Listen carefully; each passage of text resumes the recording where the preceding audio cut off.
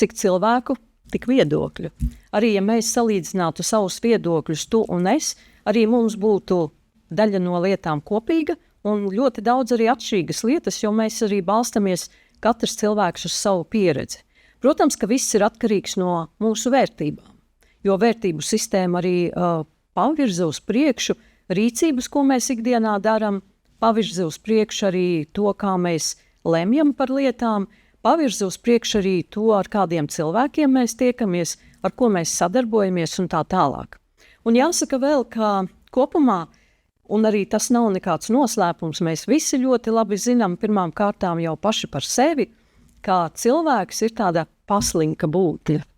Līdz ar to viss, kur mēs ieraugam, ka mēs gribam, ka kāds mūsu vietā ir uztaisījis pārmaiņas, saraktējis kaut ko citu, piedāvājis kaut ko atšķirīgu un interesantu, mūs ļoti pievelk.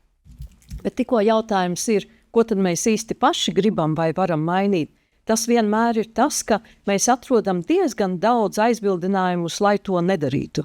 Ka mums nav laika, ka mēs īsti neredzam jēgu, ka mēs īsti nejūtamies zinoši, ka mēs īsti nejūtamies, ka mēs varam kaut kur ikdienā atrast vietu šīm visām lietām un tā tālāk.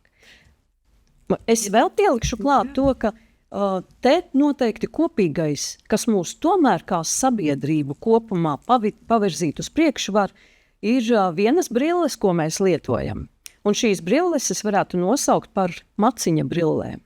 Tad, kad mēs skatāmies uz lietām, uz mūsu ikdienas izvēlēm, caur maciņu, un ja mēs ieraugam veidu, kā ietaupīt, mēs vienmēr apdomājamies un liekas, hei, nav slikta lieta, varbūt es to varu pamēģināt. Un tieši vides un klimata jautājumus noteikti arī var caur ekonomikas brillēm apskatīt, bet ļoti liels izaicinājums ir tajā, ka nepalikt ar šīm brillēm dzīvojot, jo vides un klimata jautājumus skatoties mēs pašu pamatu un pašu sākotni mums ir jāņem vērā, un tās ir ekoloģijas brilles.